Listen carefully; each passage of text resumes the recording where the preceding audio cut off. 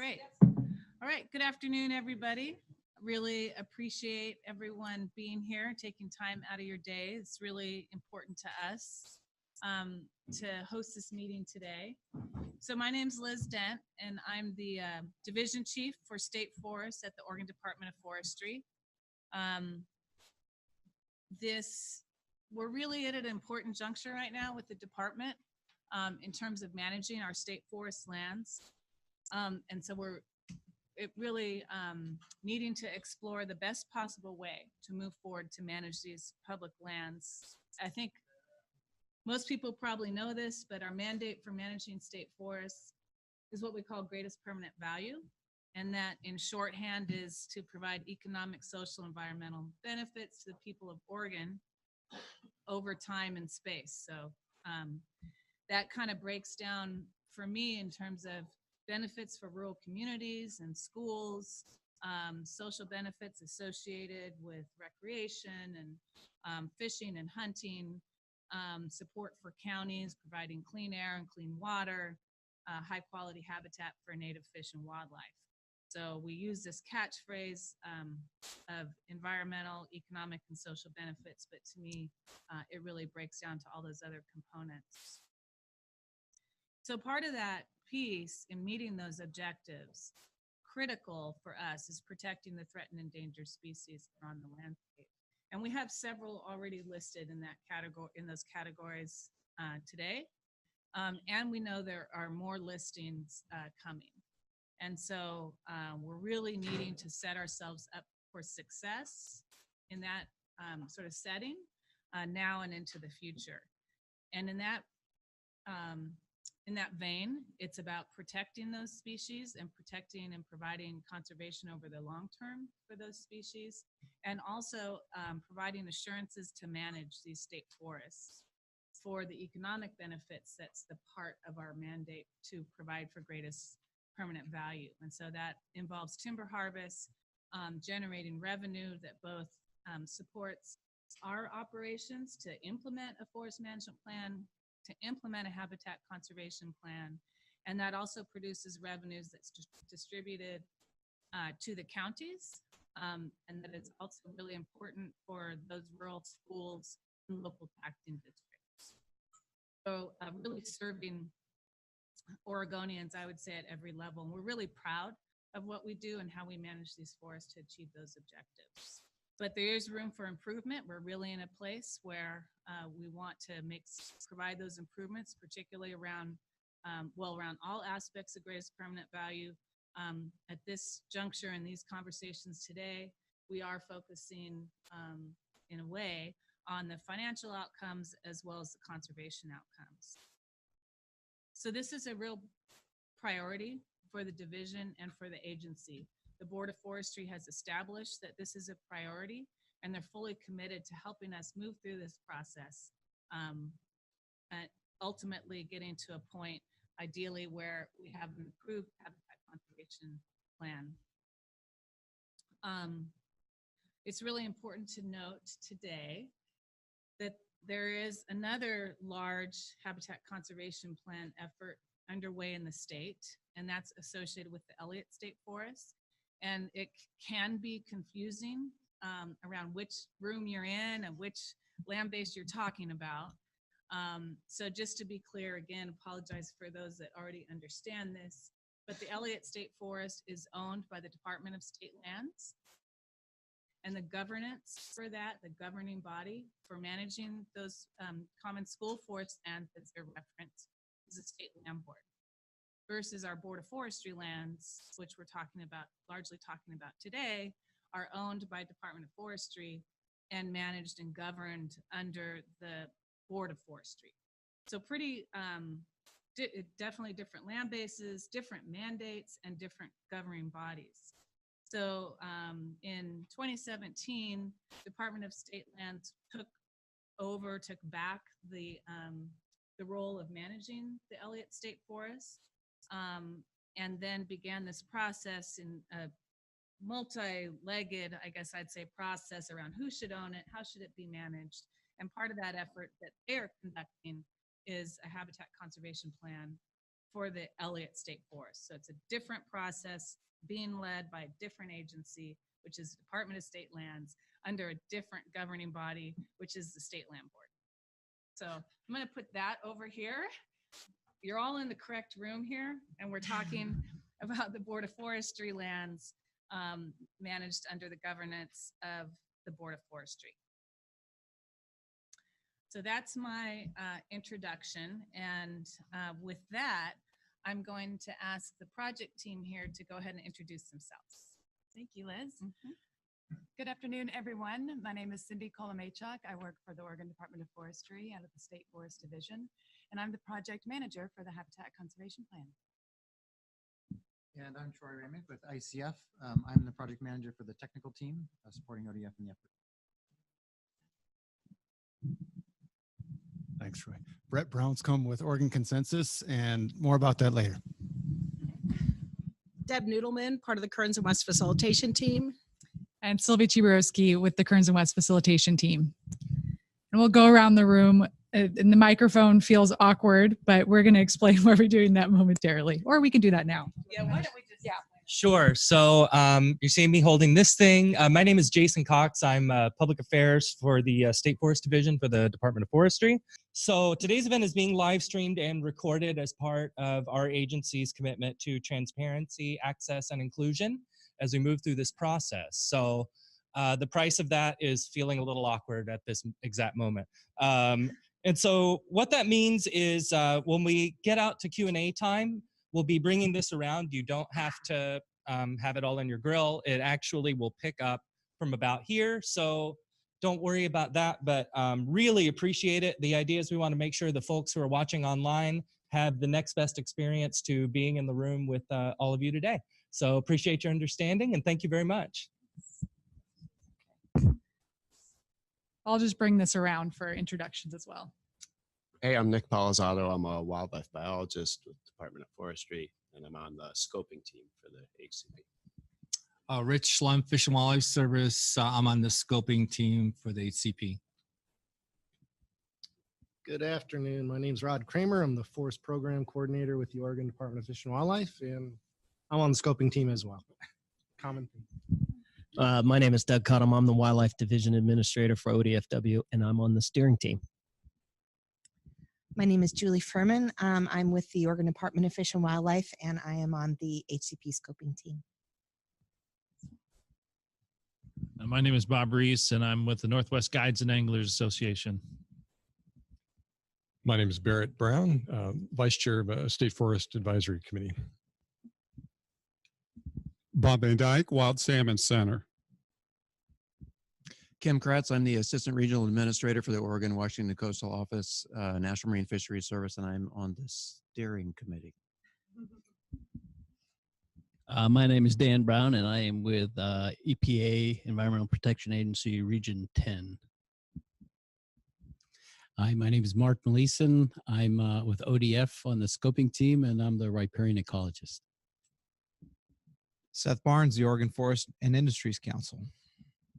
I'm Susan Morgan. I work for the Association of Oregon Counties, and I'm the staff for the Council of Forest Trustland Counties and the Forest Trustlands Advisory Committee. Doug Cooper with Hampton Lumber. I'm Alex Kyler. I'm Lane County's Intergovernmental Relations Manager. I'm Kathleen Sullivan. I'm a Clatsop County Commissioner. I'm also the Clatsop County Forest Rep for the FDLAC. Hi, I'm Leah Felden. I'm Deputy Director at the Department of Environmental Quality, and I'm also on the steering committee. I'm Heidi Leib with Boise Cascade. Good afternoon, Mike Tody, Department of Forestry. Hi, I'm Robert Underwood. I'm a project manager at the Department of State Lands. And my name's Dan Edge. I'm with the, who am I with? Oregon State University's College of Agricultural Sciences.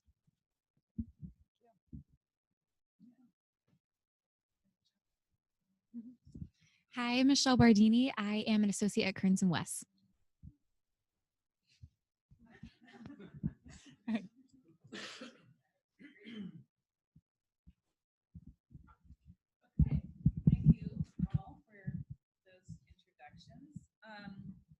we kick off here, there's just a couple more points I would like to make. A few folks made these comments as they're introducing themselves. We have a steering committee with this effort that we're undertaking, and we also have a scoping team. And a couple things before I get into that is we definitely have been down this road before to try to get a habitat conservation plan for our Board of Forestry lands. While those did not result in a approved habitat conservation plan, what did happen through those years of working with the services is we really built a relationship with particularly National Marine Fisheries Service and U.S. Fish and Wildlife Service. And so as we're kicking off this effort, we're able really to take advantage of those relationships. We're at a different starting point, I would say. Those relationships are really, really important.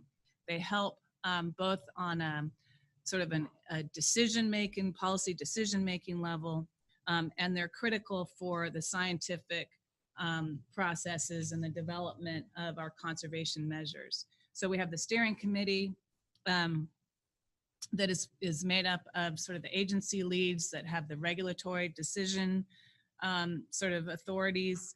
And then we have our scoping team, and that team is really tackling what are the appropriate strategies to meet our objectives to provide and increase conservation for these listed species. So really feeling, I would say, a lot more optimistic maybe than people might expect.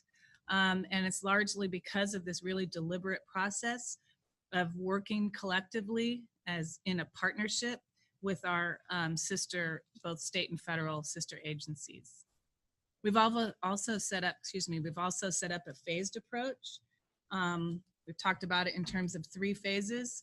We've completed the first phase, which was simply to look at, is there a strong business case for the Department of Forestry and the Board of Forestry to step back into this process and pursue a habitat conservation plan? And the Board of Forestry made that decision last year, saying, indeed, it is a good business decision, and it's good. It's in the best interests of the state of Oregon. So that was phase 1. Check the box. That's done, and that was a really good process, I think, for the board and stakeholders to sort of rally around what we're doing. Now we're in phase 2, which is the development. I'll say in very shorthand, it's really the development of a habitat conservation plan itself, what those conservation measures are, what does it look like to have assurances to manage these lands, both for conservation as well as for timber management. And so this is a big chunk of work. We have a lot of support here, which we'll hear more about here in a minute. Critical, again, for us to be successful this go around. And then the third phase, and again, this will be up to the decision of the Board of Forestry to tell us if to go into the third phase or not, which would be to go through the NEPA process. So that's, I think, the main things I wanted to touch on. So thank you again, everyone, for being here. And with that, I'll turn it over to Brett. Okay, thanks, Liz. So again, Brett Brownscombe, and I'm with Oregon Consensus. And what you saw, I think, on many of you hopefully saw that, and if you haven't, you'll hear about it now. This project overall and the development of the HCP, now that the Board of Forestry has gone down this path, is housed within an Oregon Consensus project framework. So what does that mean? And maybe first a bit on who is Oregon Consensus. So Oregon Consensus is within the Hatfield School of Government at Portland State University. It's a policy center. Within that center, there is the National Policy Consensus Center, which has programs nationally, and then 2 state-based programs, Oregon Consensus and Oregon Solutions. And the way to think about the 2, I think, is, Oregon Consensus type projects are those where there are challenging issues, often involving disputes between interests, stakeholders, and public decision makers. There's no real consensus on where to go. Oregon Solutions projects are more around people have come together, there's a decision maker involved. People have a general notion of what they want to do as a project already. It just doesn't have either funding or the authority that it needs to really happen. And so that table works on bringing together the relevant funding and authorities to make something happen. So Oregon Consensus is It's been around since 1990, and through various legislative iterations, it's been recognized and called out as the state's conflict resolution body. And so it's part of the broader Oregon University system conflict resolution framework. There are different elements in statute, but in the overall charge that the state has given and that Oregon Consensus fits into is the encouragement of public decision makers to use alternative forms of dispute resolution, try to keep collaborative decision making, working together outside of court to reach solutions at the forefront. And so the program is placed to do that. It's within the university system in part to provide a more neutral forum than being housed within any one agency or political office or legislative office. There are professional services within the center that work on things, everything from transportation to education, healthcare, poverty. Natural resources is certainly part of it, and that's where this project and we come in. And the services are generally everything from project management, facilitation to more specific mediation type roles. The neutral forum is important, and the kind of independence of working from a position of, we are not the decision maker, we are not developing the HCP. We're all together as a team between Kearns and West and Oregon Consensus working on the process part of this. And I would end, and I'll pass it off to Deb at Kearns and West here. There are some common principles that are true across project types, and there are distinct approaches to and I've listed those up here on this slide, and there are distinct approaches in how a project would advance that are relevant to kind of the unique aspects of a given project. Part of the unique aspects of this project are there's a past history to this work. Liz mentioned it. There is a set of really challenging issues that stretch across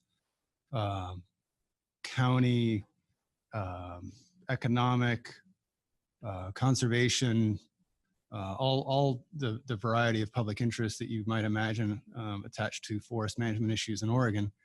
And within that history and within the challenging issues, what we're intending to do or trying to do by doing things a little differently when ODF reached out and proposed this might be a good Oregon Consensus project, and we said yes, is engaging in this in a way that allows the agency to be more the substantive player in negotiating the HCP and representing the interests of the state and the agency at that table, not having to manage both the process and the substantive role. On the process role, trying to bring these principles to bear in making sure that the relevant interests around this HCP are heard, that they have a place to be heard that is outside of just the agency door, and that there's professional capacity around doing that work. And so at Oregon Consensus, one of the distinct approaches within that program is there's a team of private sector providers, and that network is kind of a recognition that the private sector brings a lot of capacity and skills into not just the public sphere, but the university sphere that the public and university programs may not have on their own. And oftentimes there's value in engaging the private sector. So that's where, as part of that affiliate practitioner team, Kearns and West has come in to be lead on the facilitation and public engagement end of this project. So Liz mentioned the steering team and the steering committee and the scoping team.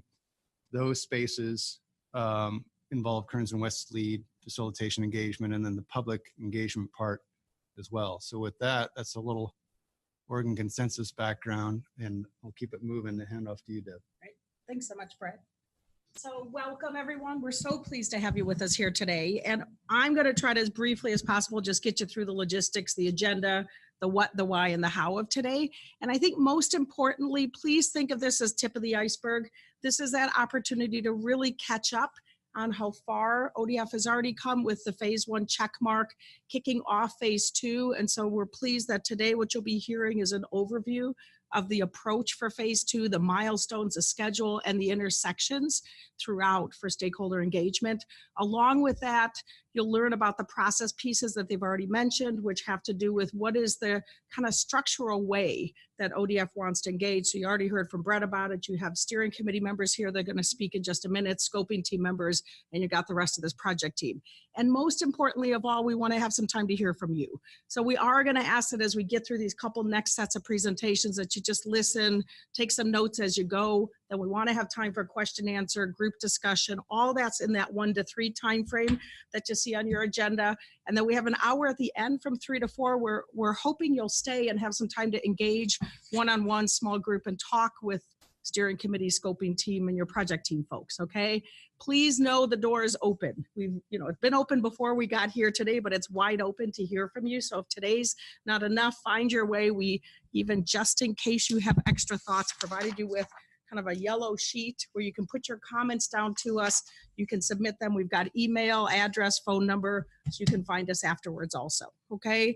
So that agenda in front of you gives you the overview. We also have, we types have to give a few ground rules. And so if you don't mind, I always say they're like a bit of an insurance policy just in case. So I know you know this, but be informed, be respectful, be honest, honor differences of opinion, address the issue, not the person. We often call it be hard on the problem, soft on the people. Seek first to understand, provide questions and feedback relevant to topics, and Jason, keep your cell phones off or in silent mode. We did that on purpose to test you, and try to avoid side conversations, okay?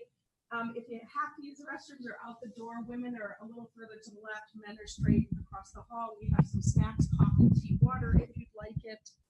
And what else? Trying to get us going. I think that's it. I think my voice projects fairly well all the way through to the right, to the live.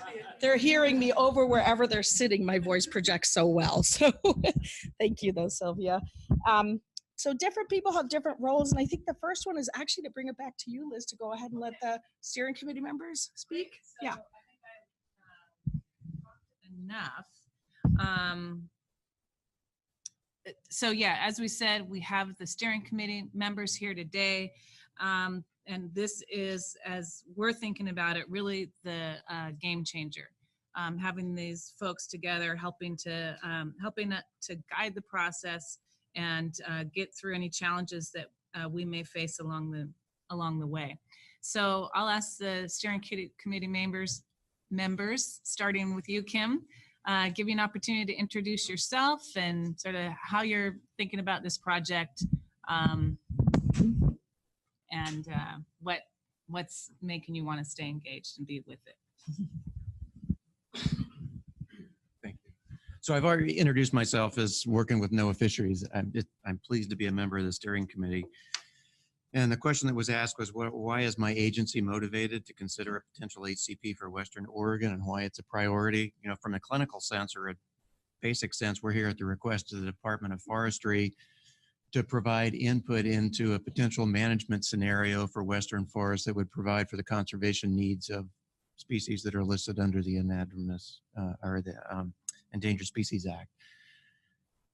More importantly, or more interesting probably, is why it's a priority for NIMS. And it's because we see that there is pretty significant enduring value in the conservation benefits from management actions that fit underneath successful habitat conservation plans.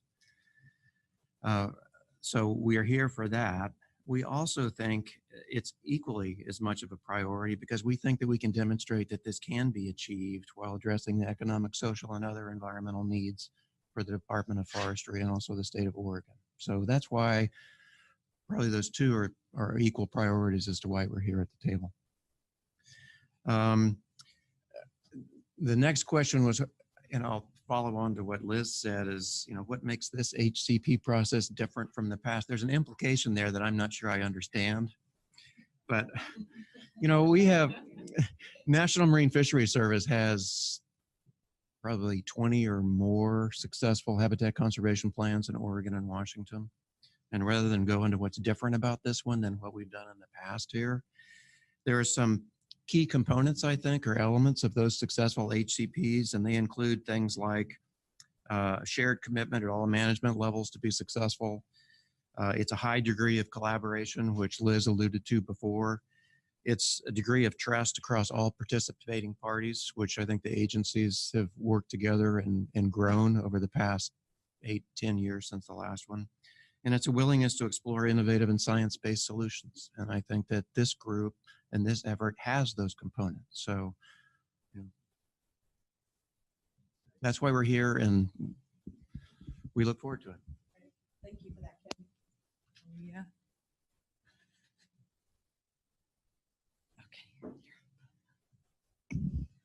Hi, Leah Felden again with DEQ. I'm not going to repeat the questions because that way I can kind of just say what I want. But so I think all of you know generally Oregon DEQ's mission is to be a leader in protecting, restoring, and enhancing Oregon's air, land, and water. And Liz talked a little bit about the objectives for the HCP, including environmental, social, and economic, and DEQ supports these. So I was glad to be asked to be a member of the steering committee. And I think I was not a part of or very aware of past efforts, but you know, with this effort, the Department of Forestry is really committed to a thorough process, and they're kind of working it from on an enterprise-wide effort. So I think that's why you see the different agencies involved on the steering committee and also on the scoping committee, so that they can get all of those different agency perspectives. You know, as sister agencies, we work together a lot, and even with different missions, we have a lot of overlapping objectives, and this is one of those cases. So I think they've set up a really great process that includes the different agencies and the stakeholders, such as yourselves. So I think it's great that everybody's here and interested. And I just look forward to going through this process and helping out ODF as much as possible, and bring the perspective of making sure that we are keeping Oregon's environmental objectives in mind.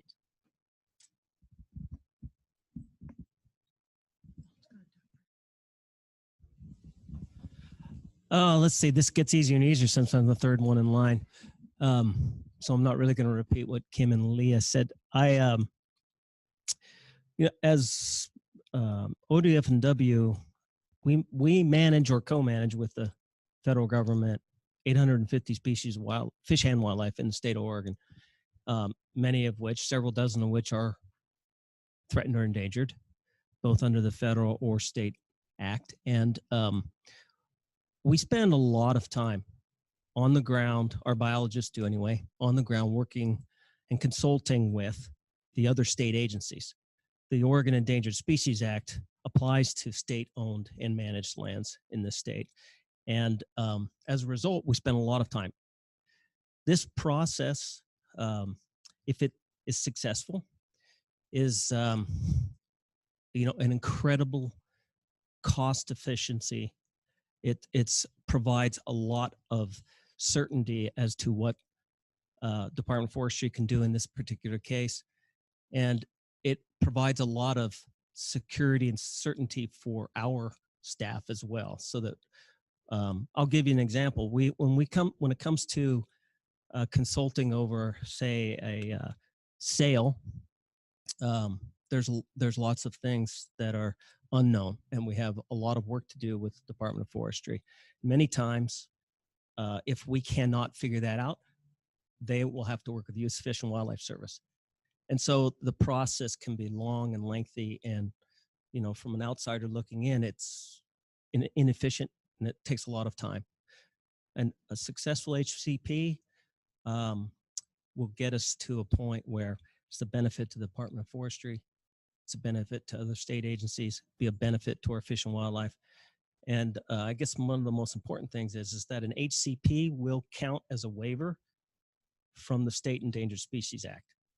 So whatever happens here, that will be basically the plan for all of us to work forward.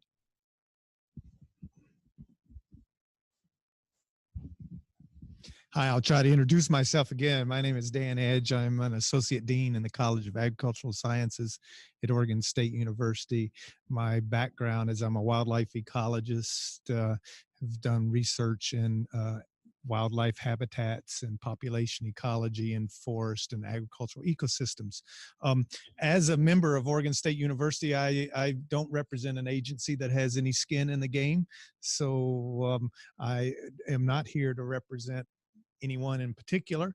I do have relevant background that makes it, my participation perhaps valuable.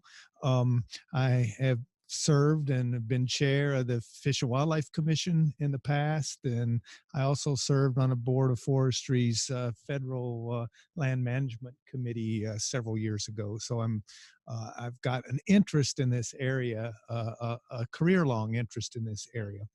Probably more importantly, Oregon State University produces much of the science that will be relevant to these discussions, and my position in the university provides, I think, the steering committee and perhaps the scoping committee some access to some of those scientists. So we would envision that some of these scientists might review some of the products that the scoping committee produces and provide some scientific input on that. So I think that's probably my role.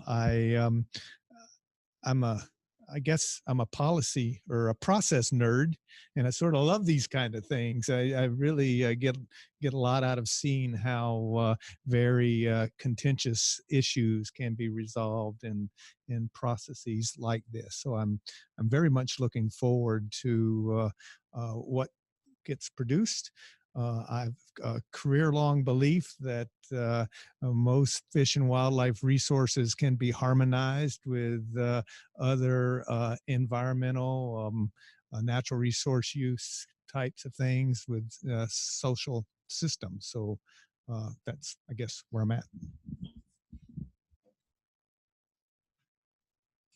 So maybe just, could I just for a minute, a couple other steering committee members weren't able to make it here today. One is Paul Henson, and he's with U.S. Fish and Wildlife. And I should know his exact title, and I don't. Maybe Rich.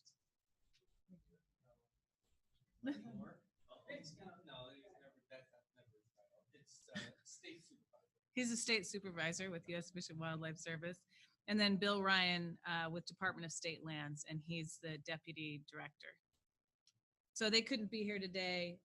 We do have someone here from DSL, and of course, Rich is here from Fish and Wildlife. So we have good representation there. So keep in mind that all these folks will be here during the discussion time. Remember that we're kind of an official presentation mode from 1 till 3, and then we'll cross over from 3 to 4 and have time for question and answer. And I was going to let you introduce yourself because you just joined us. Good introductions around. Thank you. Sorry I was late.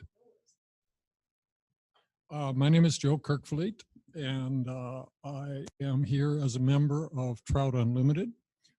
So, of course, we are interested in the fisheries resource and all that could happen to that as it connects to forestry.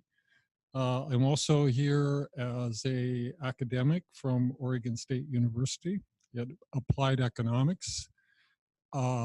And as an academic, I've done a fair amount of research on habitat conservation plans and other devices and procedures that help to make the Endangered Species Act successful and sometimes unsuccessful. So I hope that that research might be helpful. And if anybody's interested, I'd be glad to provide it. Thank you so much. Really appreciate all the stakeholders being here. There's a lot of energy and expertise in this room. Thank you for joining us. So Troy is up. In your packets, you all have copies of his PowerPoint presentation. This will take about 30-40 minutes. So if you have questions as he goes along, jot them down for yourself along the side. And if you don't mind, hold questions till the end. We'll have plenty of time for group discussion. All right, Troy. Great. Thanks, everyone. Apologize for the little funny microphone, but so everybody can hear me better. I kind of feel like I should be making smoothies at Costco, but I'm not going to be doing that. Yeah. Again, my name is Troy Banach. I'm with ICF. I'm the project manager for this habitat conservation planning effort. I've seen many of you before in other venues. My colleague David Zippin, who is the project director on this work, has also been around, so you've probably seen one or both of us before. And what I'm going to do today is just give you a little bit of an overview, what I sort of think of as kind of the scope and scale of this effort, just to get everybody sort of centered at the beginning here. In order to do that, I'm going to give you a little background on, very short, trust me, it's not going to be a class, but a very short background on the ESA and why we're even doing this in the first place on the Endangered Species Act. And then get into the scope and scale of this effort as we're currently envisioning it, and then talk about the process and the timeline near the end. And then as I close out, Sylvia will pick up and talk a little bit more about how you all fit into that process. So it was mentioned earlier that this is kind of a phased approach. And we concluded phase one at the end of last year. We worked through this business case analysis, which you may be familiar with, and the Board of Forestry in November gave the direction to move forward in the planning and development of a habitat conservation plan. That officially sort of started what we're calling phase two. So we're definitely in phase two, just at the beginning of it. And what I'm going to tell you today is going to really influence what happens throughout the rest of phase two. And then I'll show you how that fits into the kind of the larger landscape of planning later in the day.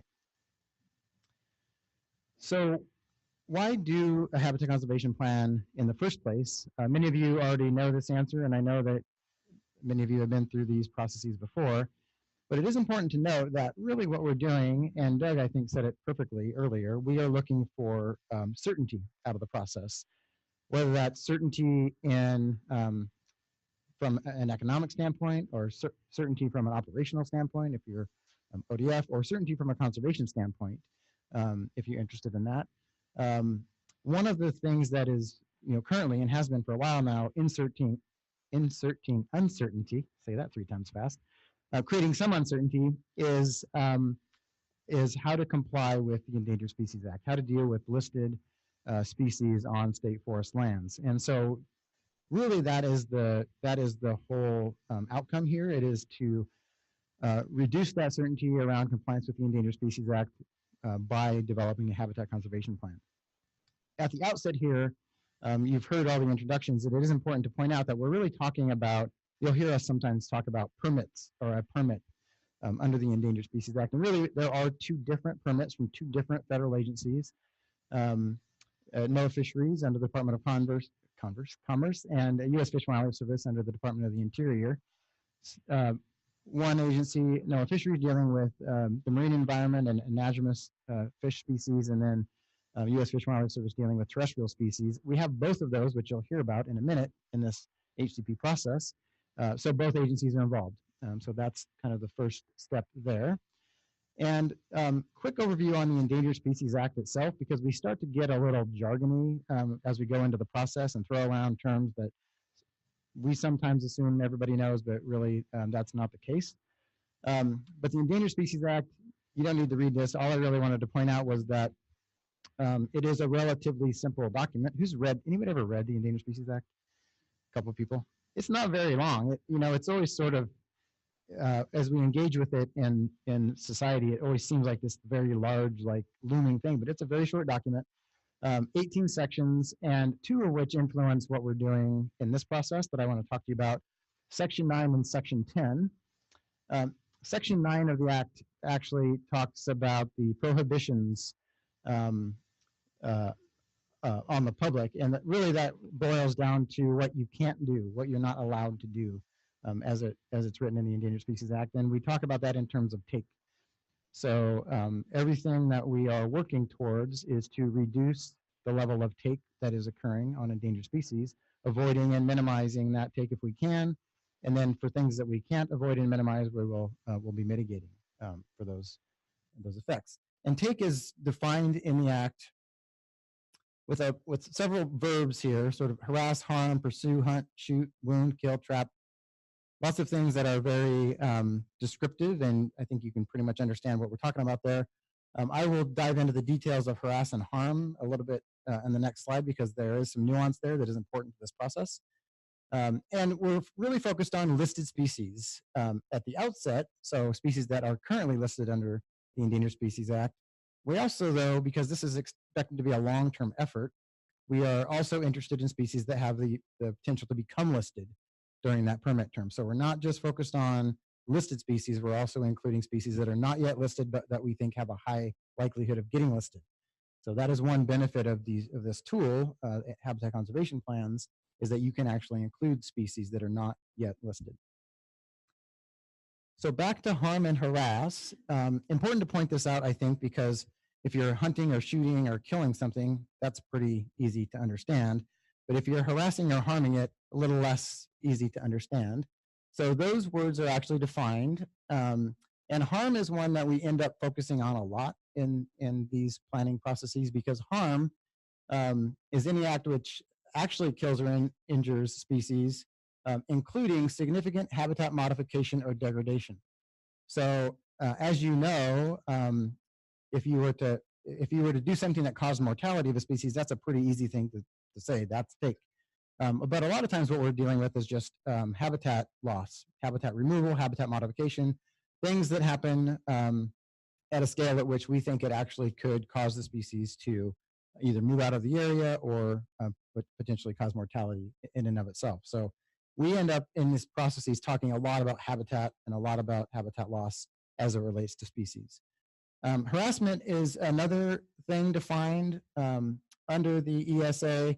That actually is less important in this process, because harassing it's one of my favorite definitions actually in environmental law. Any act or omission, intentional or negligent, that creates the likelihood of injury to wildlife by annoying it. So legal term, annoying it to an extent as to significantly disrupt normal behavior patterns. Now, it's less important here because we're talking about incidental take under the ESA. That is, take that would happen through the course of doing otherwise lawful activities.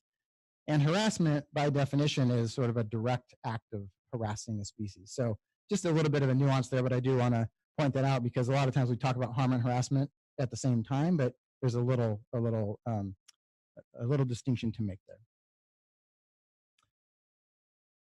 So you can't take species as described in Section 9, but there are some exceptions to that within the Endangered Species Act, and there are two places where those exceptions are described. Section 7 and Section 10 of the Endangered Species Act, and we sometimes think about these as just permits. Like sometimes you get permits for projects, and the only difference here really is that if you are a federal agency, either doing something or paying for something, if you're funding it or authorizing it in some way, you would get your authorization. You would get your authorization under Section 7 of the Endangered Species Act, and you might hear sometimes somebody would say, "Oh, we did a Section 7 consultation," and you probably maybe have wondered, why are you saying Section 7? What is that? It's just literally Section 7 of the Endangered Species Act.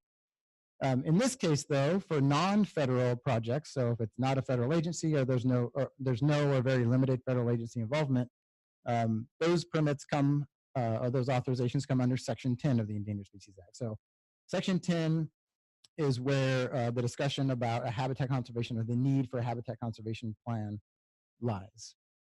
So that's the world we're living in. And of course now, right now, and going back several years now, the Oregon Department of Forestry has been managing forests around endangered species. There are listed species on state forests right now. And it has been fully in sort of an avoid and minimize process. And talking about certainty earlier on, there's a lot of uncertainty that goes along with that. There are, potentially harvest restrictions at certain times in certain places. Certainly harvest plans might be influenced, and there's a heavy survey effort that precedes all of that activity, which costs a lot of money, money that could be, being used for other things like conservation potentially. So this is really sort of a way to just think a little differently about how the landscape might be managed under a habitat conservation plan.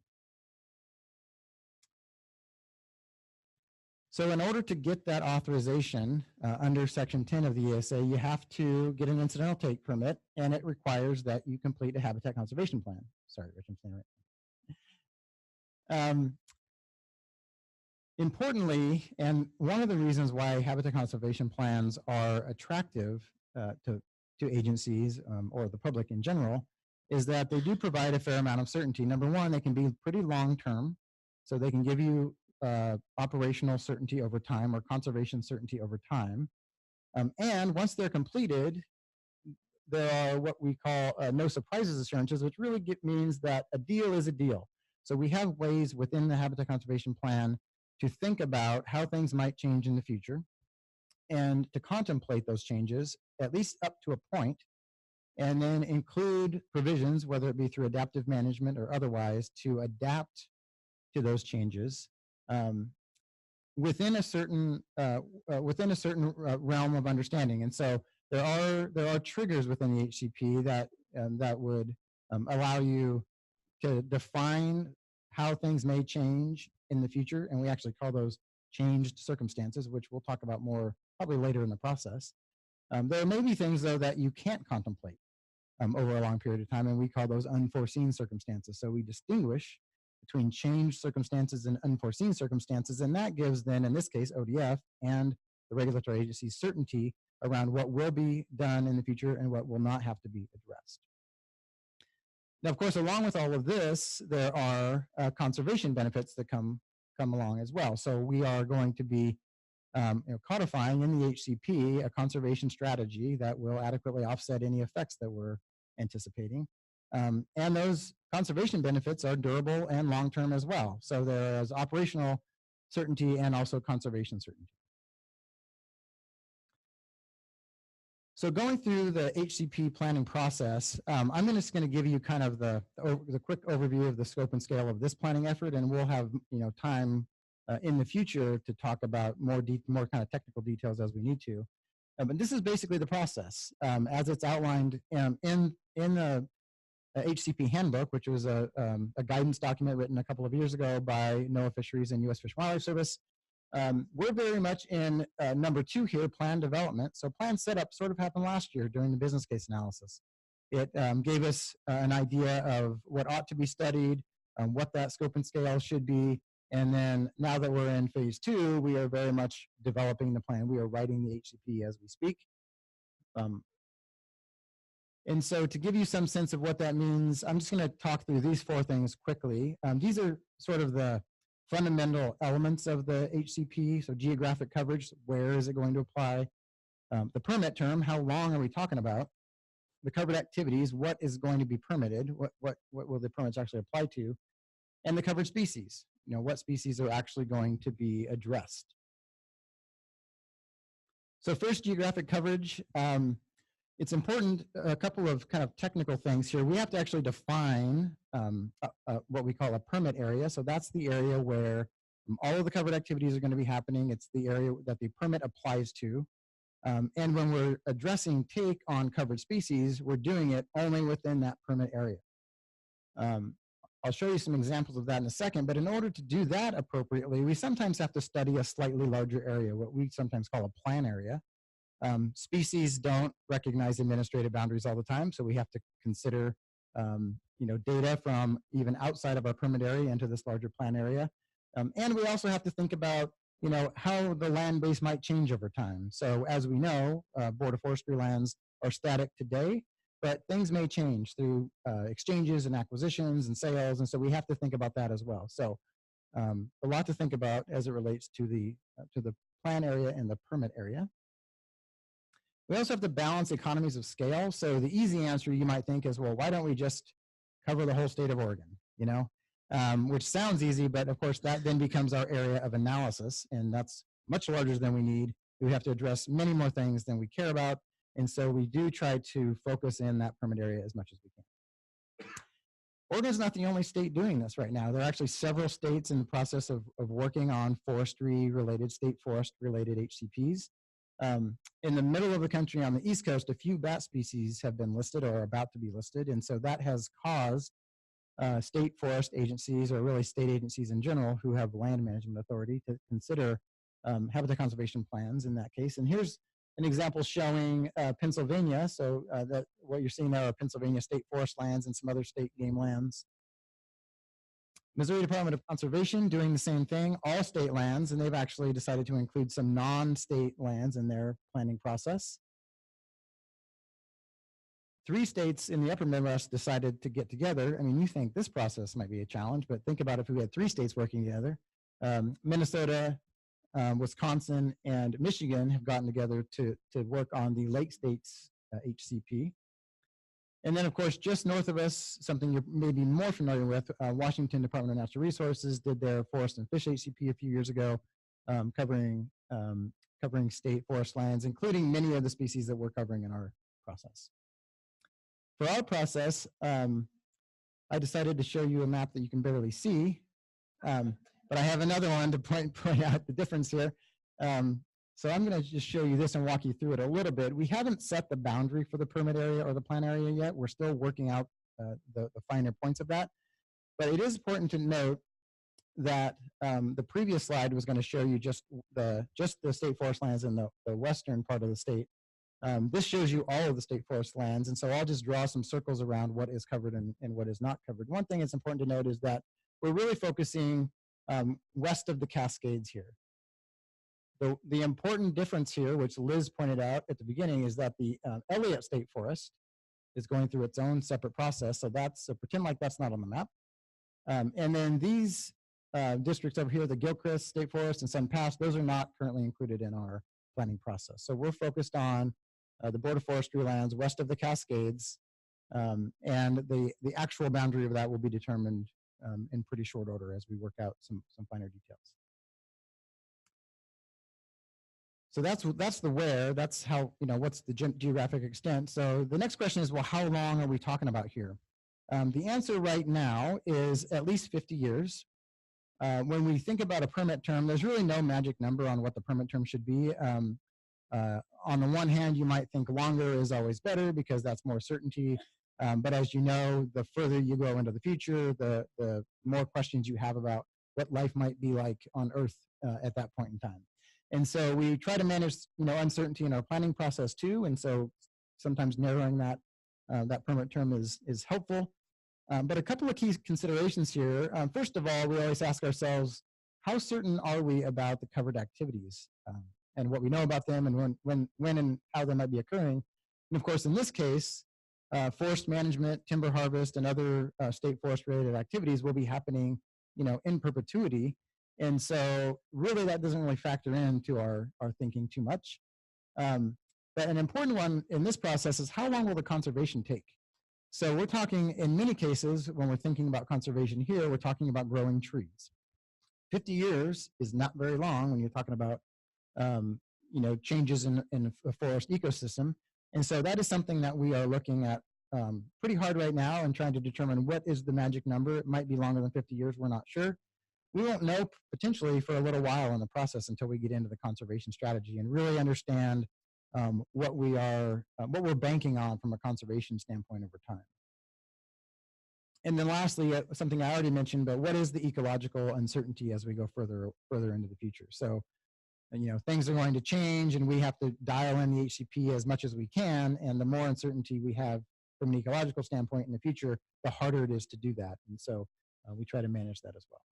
So at least 50 years at this point in time, potentially longer depending on how we work on the conservation strategy.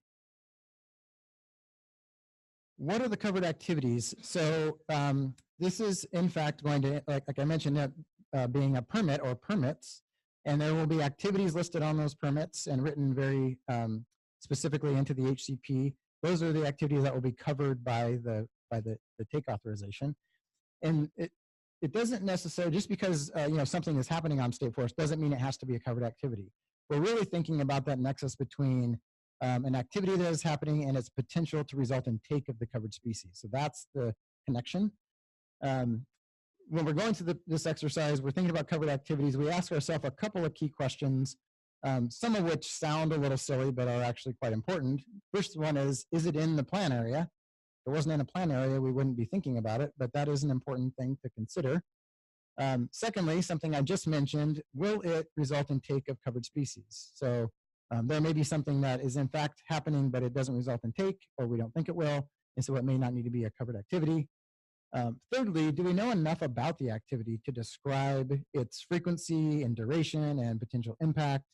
In this case, we know quite a bit about all of the activities that we're thinking of covering, but in some cases, you might imagine in another process, there may be something that seems a little pie in the sky way out in the future. We might do that someday. Sometimes we can cover those things, but sometimes we can't if we don't know enough about it. And then lastly, and importantly, does the applicant have control of that activity? So is it within your control to actually do something about it? And right now, these are the categories that we are contemplating as far as covered activities. There's obviously within each of these a ton more detail. There will be an entire chapter, chapter 3 of the HCP, focused on this. So timber harvest, other stand management activities, road system management, recreation facility management, and conservation action implementation. So the last one is maybe the only one that doesn't look familiar, and that is simply that we will be coming up with conservation actions like restoration activities or what have you in the HCP, and those are also covered activities. So when you do an action like that, you might actually have a short-term impact on species, even though you're striving for a long-term benefit. So we do include those as covered activities. So those are the categories we're carrying forward right now, and a lot more detail underneath those. And then lastly, what species are we going to cover? Again, or similar to the permit area, sometimes there's an inclination to say, well, let's just put all the species in there. Why can't we do that? There is an economy of scale there, of course, that we need to deal with. Because because the permits are actually issued at the species level, we will be treating each of the covered species throughout the HCP process. So we'll be thinking about what are the effects on each of the species? What are the conservation strategies on each of the species? What avoidance and minimization measures need to be put in place for each of the species? So it does become the sort of organizing principle within the document. So we have to be careful about sort of the scope and scale of this just as a standalone item. And in doing that, we kind of ask ourselves a set of questions, just like with covered activities. When we look at the species that could occur on state forests, we ask, does the range of the species overlap with our permit area? Is there likely to be an impact on those species? Again, similar to covered activities, there might be a species on state forest that we actually will never impact. We wouldn't need to include that. We wouldn't need to take authorization for that, so we wouldn't include it as a covered species. Something I mentioned already is what is the status? So listed species are kind of a no-brainer. We want to take authorization for species that are already listed. But there are plenty of species that are not yet listed that we have a pretty good indication that they're going to become listed, certainly if we're talking about 50 years or longer. So we will be including some non-listed species. And then lastly, do we have enough data on the species? Not only we have to know enough about where they are and what their life history needs are, so we can think about how the covered activities might be affecting those species. But we're also creating conservation strategies for them. And so we have to know enough about them to create meaningful conservation strategies so that we can determine that we're effectively conserving them over time. And this is the list that we have so far. Similar list to what we showed, I think, at the end of last year, so you may have seen it before. I think nothing has changed. I'll leave it up there for a while so you can take a look, but basically there are 9 fish species, mostly salmonids, and then the eulachon as well. And then 7 terrestrial species, of course, spotted owl and marbled murrelet. We're including 3 salamander species, and then coastal martin and treevil. So that's sort of what shook out of the process so far. Those are the species that we are working on right now in terms of gathering data, working up life history accounts for each of them, and then carrying those into the analysis later in the document. A couple more slides just on process. So that kind of gives you a sense of the where and the what and kind of how we're thinking about this. Hopefully you can get your head around it a little bit more. This is where we are in the process, right at the beginning. It's always good and terrifying to be right at the beginning of a process, right? But there's a lot going on here. So this is, HCP preparation. We're talking about that today. You all are very much part of this, which we're going to talk more about in a minute. You've heard about the steering committee and the scoping team. Steering committee's meeting about every other month or so, and the scoping team about monthly to work on the technical issues. And so all of that is running in parallel. There, of course, will be engagement with the FCIC and the board at various points along the way, first of which is in April next month. And then as we get through the HCP preparation process, the NEPA process will take off at the middle of next year and run through 2021. So because there's issuance of federal permits, that's a federal action, so there has to be NEPA completed on the process as well. And that will come as a later step in the process. And then, of course, we'll all be happy down here at the end of 2021 when we issue permits and get approvals and can move up into the future. I want to dive just quickly into the HCP preparation a little bit so you can get a sense of what that means, because it may not be apparent to you. What I'm showing you here is literally almost like a chapter by chapter blow of the HCP process. So of course we will work through this sort of like introduction environmental setting piece, including the covered activities. That's happening right now. So the environmental setting piece is where we're talking about the existing conditions of the forest, of the land base, of the species. The covered activities we talked about today, that'll be a whole chapter in and of itself. And then we'll get into the sort of conservation strategy, effects analysis, monitoring and adaptive management, really the heart of the HCP a little bit later in the year.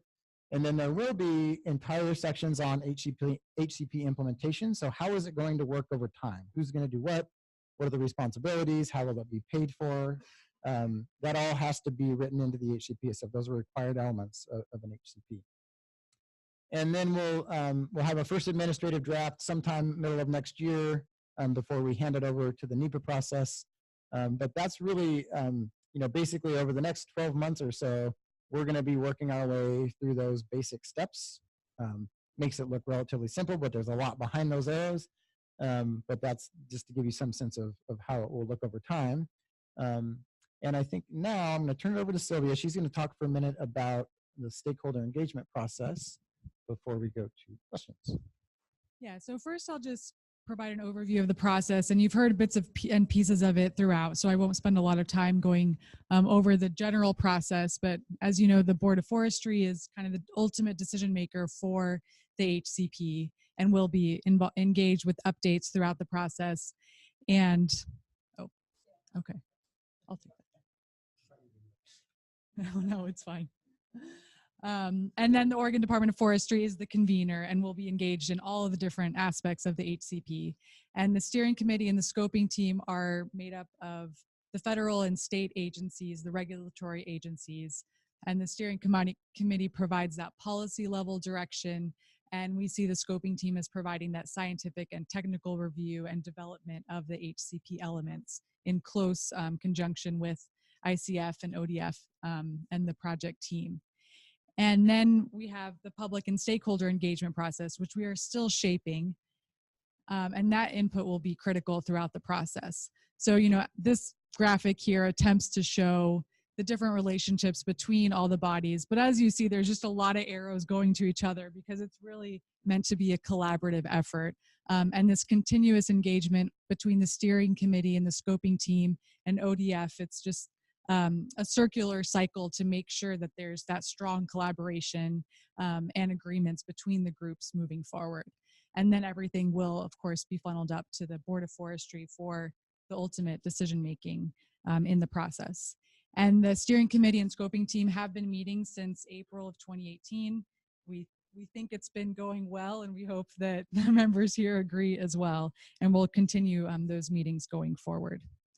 And in terms of the public, stakeholder, and FTLAC input into the process, that is critical, and we're still working to shape what that stakeholder engagement effort looks like. And that's a key reason that we want to have a discussion with you today is what should that process look like.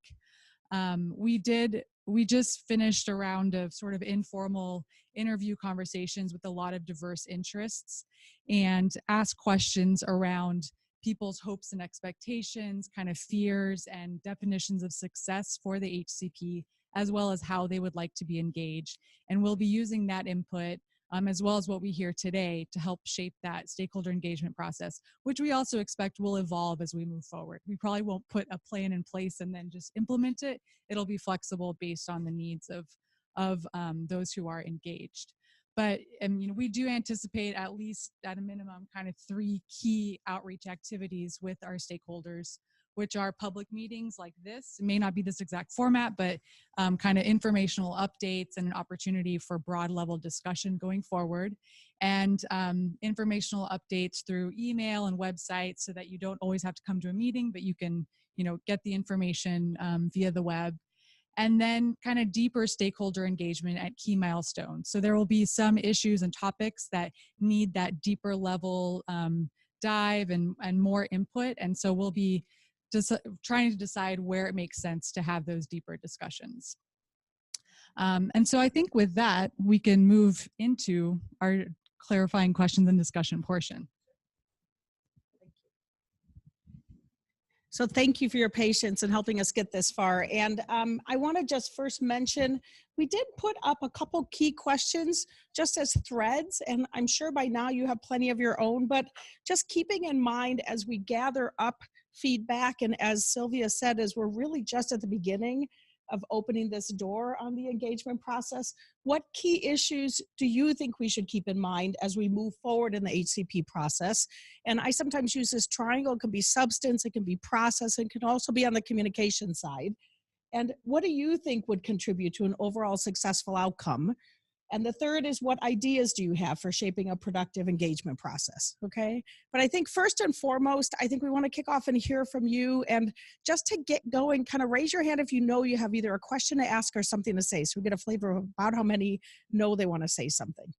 Okay, gets us a good start. Thank you. All right. So I think I have to do the hand it out, right? Oh, thank you. It's the Oprah. Okay. Okay. So if you was kind of just say your name so we know who you are, go ahead and ask or talk. Yep. Again, my name is Bob Reese. I'm with Northwest Guides and Anglers Association. I'm curious as to what role will existing science play in the development of this HCP? For example, I consistently reference the TMDLs that were developed under DEQ for water quality standards. How will those be integrated into this process?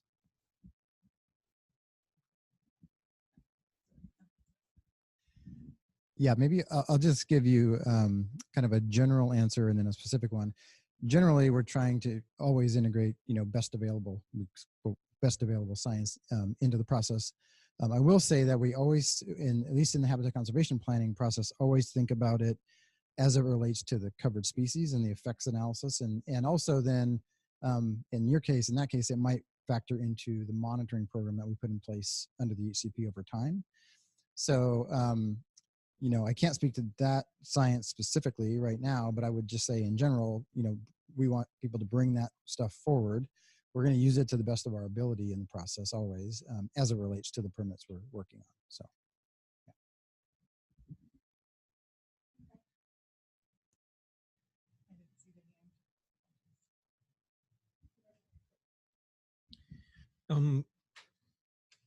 Can you go over again what the permit is? I mean, I guess I'm a little bit unclear, like who issues the permit, and is the HCP itself sort of a permit, I guess is my question. But I particularly was struck by when you talked about the permit term proposed to be at least 50 years and sort of wondering about the term and the key considerations that were on the slide, including for me, how uncertain is the ecological future, because it feels to me like, in particularly in Western Oregon, there are an awful lot of uncertainties, not the least of which is how some of the lands surrounding state lands are managed by our federal partners. And the other one that I think we're all sort of struggling with is how does wildfire play into what you're talking about with respect to habitat in particular? And so a couple of questions there, but bottom line is I'm a bit confused about the use of the permit. I'll take the first shot and then you can round it Good question about the permit. So the HCP itself is not a permit. There will be after the HCP is done and it's agreed upon by the U.S. Fish and Wildlife Service and NOAA Fisheries. They then go through a process of actually writing incidental take permits. So there is actually a separate document. But it is important to note that, and sometimes it gets lost in the discussion about HCPs, it is a permit, and as I mentioned, I kind of glossed over it, but it is a permit for the activities that we described for the species that were the covered species, for the duration of the permit term. So it is sort of, the permit is defined by those parameters. So it's not a permit for everything all the time, and it's not a permit for all the species on state lands. It is for those activities that we select as covered activities and the species that we are including. Exactly. Yes, that is correct. Yep. And the calculus, and I'll speak not on behalf of the federal agencies, but just maybe give you an overview of that is the calculus that they have to go through. So what we describe in the Habitat Conservation Plan is, an estimate of what we think those potential effects are. What is the potential take that is going to occur? And then the conservation strategy, including avoiding and minimizing that take and mitigating anything that cannot be avoided. That conservation strategy is then our proposal for how we're going to offset those effects. And the calculus that the federal agencies do is that enough? Is that offset enough to reduce, to reduce the take down to a manageable level? And then if it is, they can issue a permit. And if it's not, we need to go back to the drawing board, but that's basically it. Yeah. Kim or Rich, do you want to say any more about the permit? Yes, I am. Yeah. Oh. Maybe just distinguish between incidental take permit and take avoidance that we. Absolutely. Okay. And I will get to the uncertainty question and wildfire, all good questions. So, right now, in good distinction that Liz brings up. So right now, ODF is operating under take avoidance. So they don't have a permit. They don't have the incidental take permit that I described. And so what that means is they have to demonstrate that they are avoiding take. And that's really the whole program right now is focused on, for example, ahead of a timber sale or some other activity that might result in take. They go out, do surveys for, the species that are currently listed, demonstrate that they're not there before they do the activity, or demonstrate that they're modifying the activity such that it's not causing take. So it's an avoidance strategy. That's why we call it take avoidance. Under the new, under the Habitat Conservation Plan, provided it is successful and a permit is issued or permits are issued, that would still occur to some degree, but there would be a permit for incidental take to a level. So there is a difference there in operations. Is that sufficient? Yeah, which provides us, it's more efficient. So instead of the operation by operation activity, a couple $1 million a year in surveys, we've got, and that's the assurances piece to manage. We would have a 50-year time frame where we know what we're going to be able to do in terms of managing the forest, and the services know what's going to happen in terms of conservation for the species. Yeah, let me answer a couple more thoughts, one on uncertainty and one on wildfire as it relates to that. So I was talking about the permit term, and one of the things that we think about in terms of a permit term is the uncertainty, sort of the ecological uncertainty into the future, or it could be other things too. It could be operational uncertainties or what have you.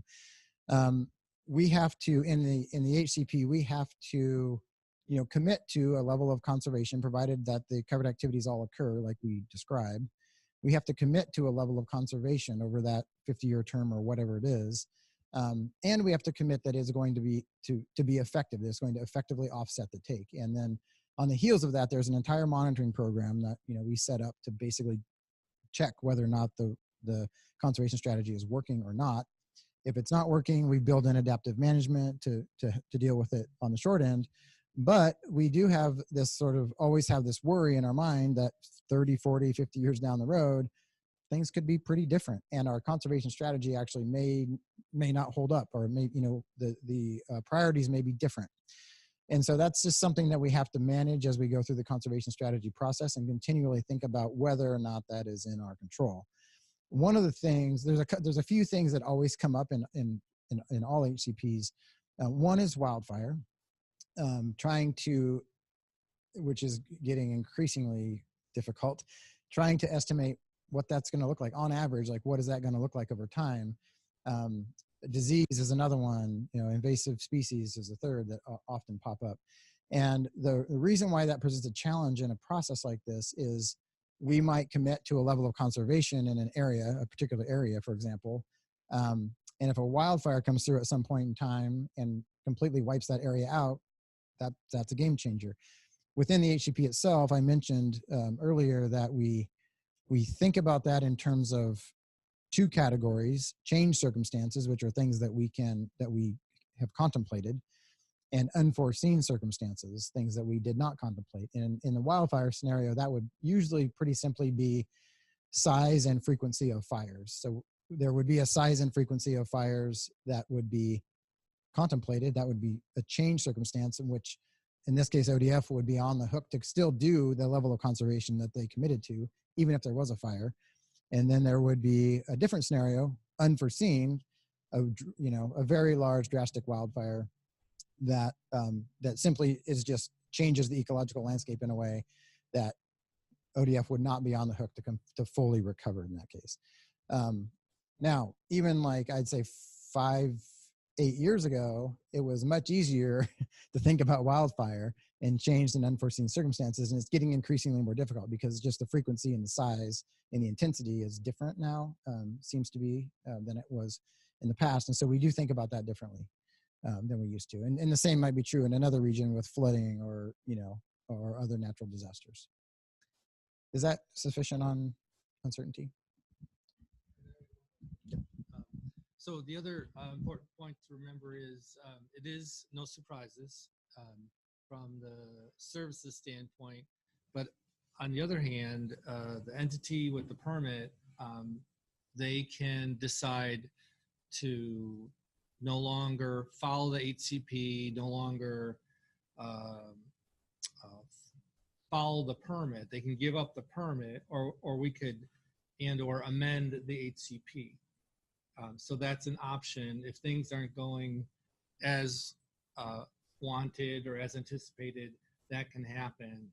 The one nuance I mentioned is that it's a lot easier for the permittee to start that process than the services, because we've already said no surprises.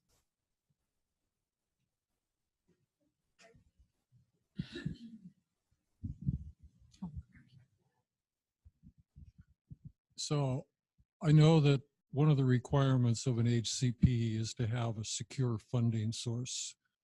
And I'm thinking of funding source for some very expensive restoration projects. It can easily cost $1 million to replace a culvert and multi-million dollars to decommission a road, things like that. So two questions: what are which organizations or government divisions are being considered for funding sources? And secondly, how does funding of restoration activities either complement or conflict with the other uses of funds that come out of Oregon Department of Forestry?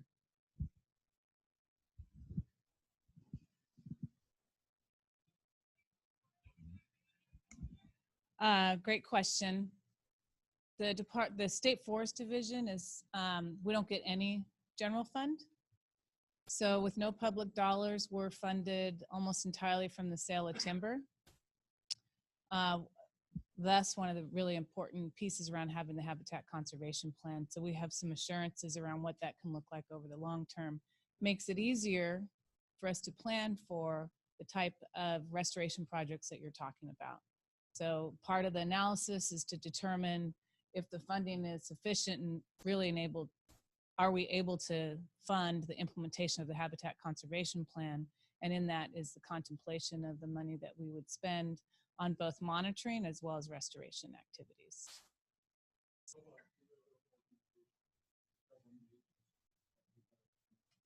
That right now would only happen through grants. We do have some money coming in through grants. We have some pass-through dollars that come in through Oregon Parks and Recreation for our off-road vehicle program, but it's very limited. We have some camping fees, but there's no other funding from any other agencies for what we do. And I would anticipate that that will not change. Open to ideas though.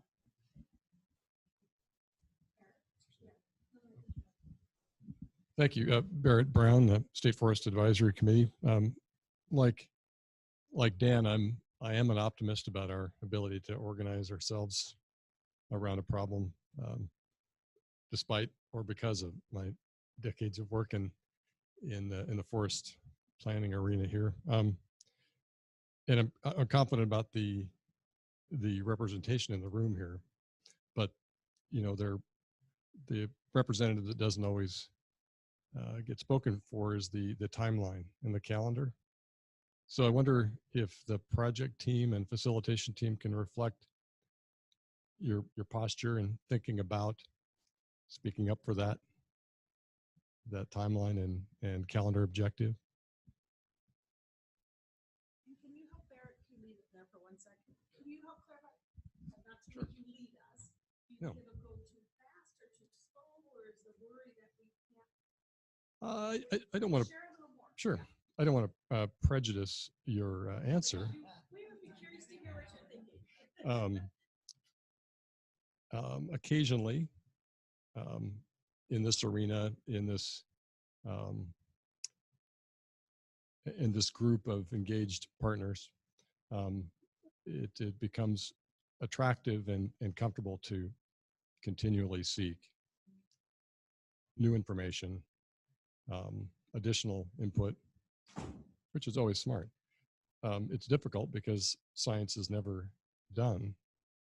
So at the end of your planning, it's tempting to visit the next science or the next social construct. It's always valid, but in the end, a process like this has to function and work. And so this would be a very encouraging moment for change in that regard. So that's an awesome question. It's so many of us in this kind of work in the process world talk about go slow to go fast. I have another phrase, it gets messier before it gets tidier. But I'm a big believer in our crew works all over the country, but we are now focused really here in the Pacific Northwest. And we believe in outcomes and deliverables. And that if you don't create something that can be implemented and can make a difference and can be resilient enough to cope with change over time, we're not using your time effectively and we're wasting people's time. So we believe really strongly in milestones and checkpoints and outcomes, but that are based on sound science and have good, solid stakeholder and public input and test with the hard questions. And we've been getting amazing pushback already from everybody about why people are concerned and what they're curious about and what they're worried about and what kind of old baggage or history or past track records make people worry about the whether or not or how we can actually get there this time. So opening all that up and doing it the hard way is one reason I think we as a project team believe this will work and it will get you somewhere. We never make guarantees, but we think it's building a really resilient, strong pathway forward. And I have to say, and the other piece for us is the amount of both science and policy and legal and regulatory and technical expertise that is being brought to bear on this. I mean, we've done this work for a long time and we're hugely impressed with the breadth and depth of expertise that has stepped into this space. I mean, just today, first of all of your expertise that's in this room that has taken time from everything else you could be doing, along with the folks that have kind of agreed to team up and step into this space for the next couple years. And the fact that this is actually pretty fast. When you think about how complex these natural resource issues are in the landscape, it's a big lift. So I think you can keep pushing. I mean, it's okay for you to all keep pushing and say, is it too slow? Is it too fast? Has it been right-sized?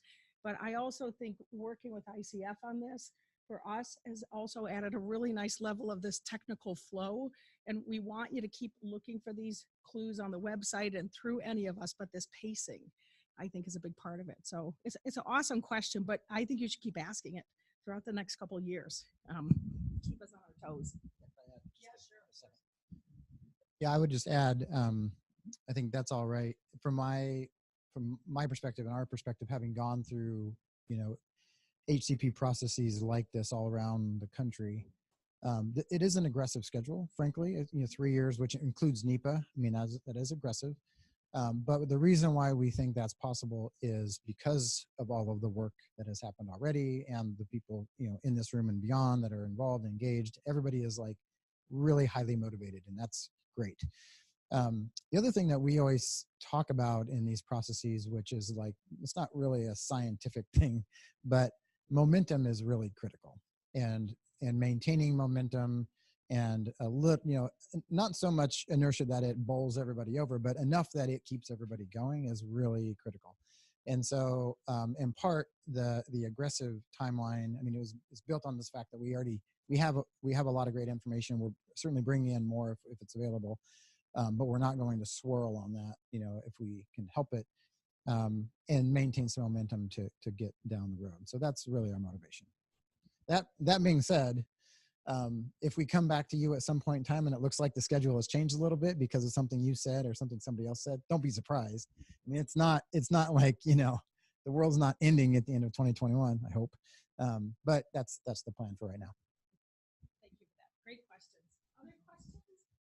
I'll keep going. You take them on substance, process, communication. Sure. Hi, Bob Van Dyke, Wild Salmon Center. I had a question related to one of the earlier questions, I think, on the uncertainty about the future, and wildfire was mentioned. And I was wondering about how climate change fits in, and projections about climate change, because that seems likely to change the habitat types that were developed, or create new stresses for listed species, or even lead to new listed species. So I'm just wondering how that's part of the whole discussion. Excellent. And I think the answer is that it used to be that we talked about climate change as a point of uncertainty. Now we sort of talk about it like everything is through the lens of climate change, right? I mean, it just is now part of the way we think about things. And so that very much will be part of the process, and actually part of the, issuance criteria from the federal agencies. That's something that they'll be thinking about as well. So there may be things within the HCP, again, on a species by species, for some species it's going to matter more, and other species it may not matter as much. So the conservation strategy that we create for each species the intent will be that it would be a resilient strategy even within the context of climate change. Now, there may be things that we just don't know or can't quite contemplate, and what we would do in that case is create a conservation strategy that was flexible enough and could react to what we're seeing on the monitoring side to make adjustments over time. So it doesn't stop us from doing anything. It's just like, okay, what should we be measuring down the road to give us indicators as to, how we should shift over time. And that's basically it. It really is, you'll see, eventually in the document itself. I mean, we sort of lead with climate change a lot now because it's just, it is unfortunately becoming the reality.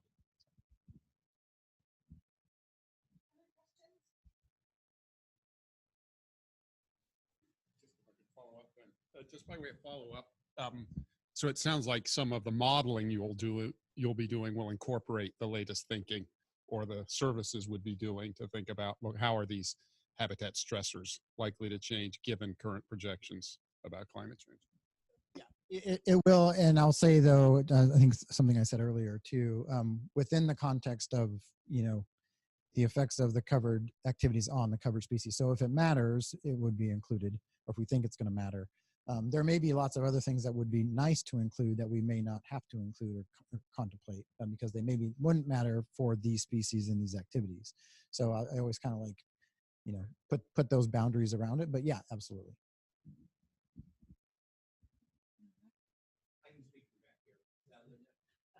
Oh, this is actually. Oh, geez, Yes, Gary.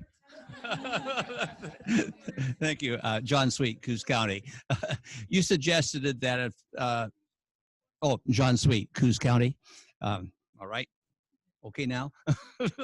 Sorry to screw up the process here. You suggested that there may be modifications if conditions change. What kind of a process does one, or would we have to go through to make those modifications? And what happens during the period of time that modifications are being, nothing happens very fast. We're talking about 3 years. I suspect modifications could be time consuming. So could you comment on those subjects?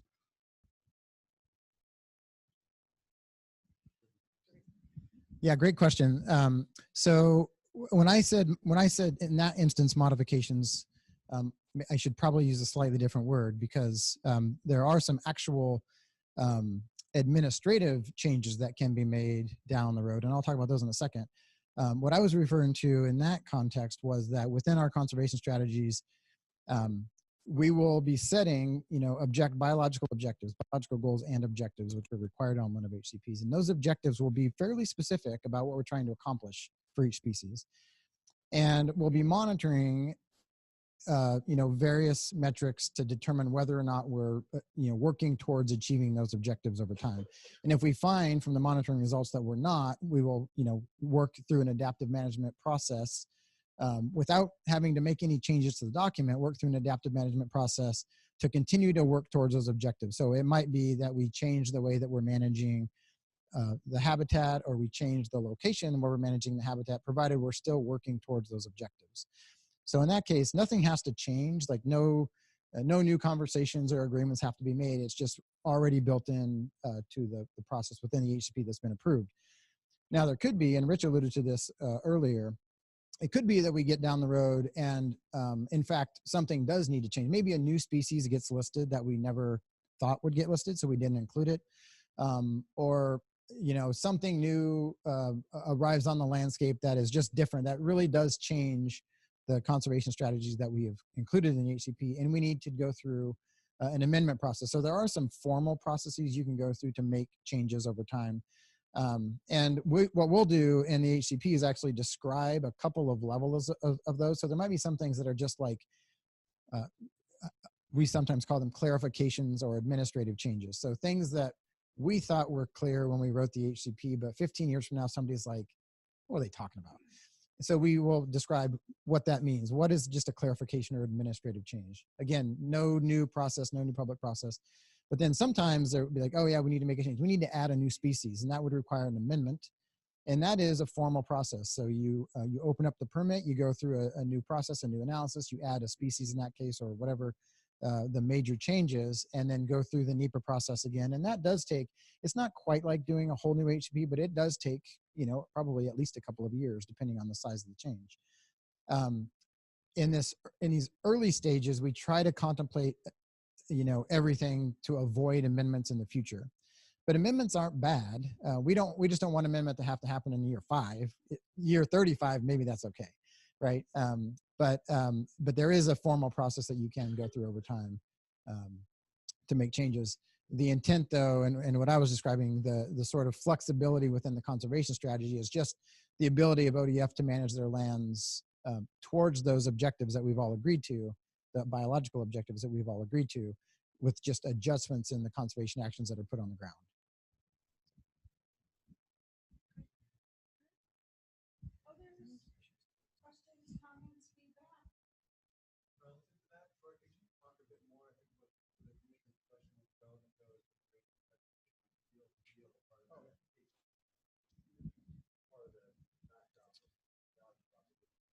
Yeah, that's a good question. So the Brett's clarification was just going back to what I said in the presentation about a deal is a deal. Rich Slump also reinforced this, I think, a little bit ago. As you go through the process, the whole notion of a deal is a deal is that the services agree, they issue the permits, they agree that the conservation strategy as written is robust and will offset the level of take that we have estimated. But say you get down the road, a ways, and something just isn't going right. Actually, the take is more than you thought it was going to be, or something is not working right. The deal is a deal provision is really what that means is it puts the responsibility on ODF to then go back to the agencies and say, hey, actually, this isn't working for us. We need to make a change. Rather than the services, kind of watching from afar and then coming in and saying, we don't like how you're doing that. You need to make a change. Now there is, of course, always the ability to revoke permits if the monitoring is showing that we're not effectively implementing the conservation strategy. There is always that possibility, but it really is upon the permittee, in this case ODF, to manage their own process and make sure that they are meeting the conservation strategy, meeting the biological objectives as agreed to in the permits, and then have the responsibility to alert the federal agencies if something is not going right. Now, also important to point out, and I know we're getting kind of way down the road a little bit here, but it is important to point out, there will be an annual reporting process here. So there's ongoing monitoring, there's ongoing reporting. So it's not like the federal agencies are going to go away and never be involved again. There will be at least annual reporting. There may even be some additional conversations that occur. So everyone will be apprised of if something seems like it's kind of going off track. We're going to know right away and then monitor that over time. And then, if a change needs to be made, it won't be a surprise to anybody. So I don't want to leave you with the impression that, that there won't be that engagement, because there still would be.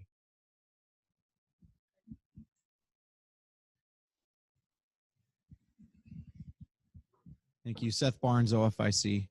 I just wanted to point out something, the goal, something that struck me in the goal that you had written on the slide. The goal says it's to maximize long-term assurances and minimize the need for future amendment.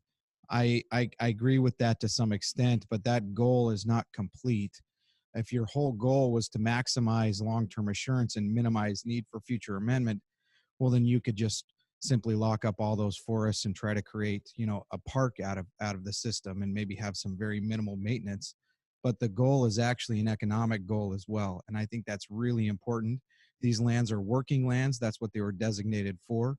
Thus, and I understand the desire to look at an HCP to kind of conserve the ability to continue to utilize those lands in that way and be in assurance with the Endangered Species Act. That's one mechanism to ensure compliance with the Endangered Species Act. There are others, but that is one. But I think there's an economic component here missing from this goal that is clearly should lead or be a very prominent part of this process. So I want to make sure that's on the record.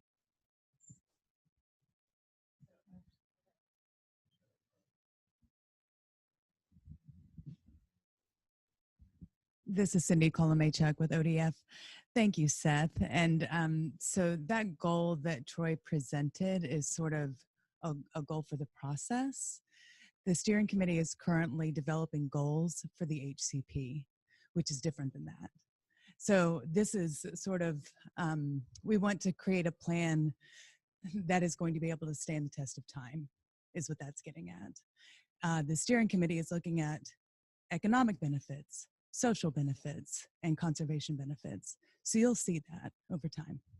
So I can see how that can be confused though. So I thank you for that. Yeah.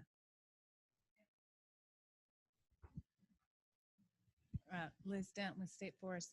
And we have to be able to afford to implement the plan. And our consultants, ICF, are very clear about that. So we really can't enter into agreement, into a plan that then we can't afford to implement.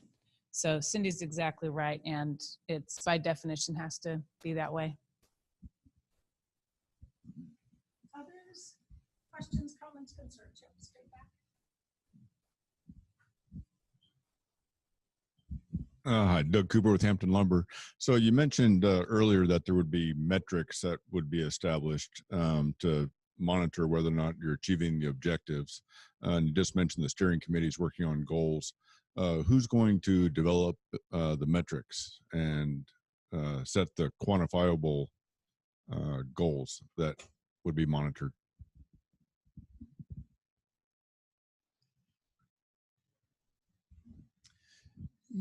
So the answer is we will, in collaboration with you all, but I'll dive into that a little bit more in a second. And I wanted to clarify that when I was talking about, when I said metrics, I'm really talking about the sort of the biological metrics, the biological goals and objectives for the covered species. Of course, there are lots of other metrics that will be measured as part of this process, economic and otherwise. Some of that will be baked into the HCP and some of it will be outside of the HCP, but the metrics I was speaking about was how do we demonstrate, a net benefit to our covered species over time? So very much a biological metric in that case. Who will set the metrics?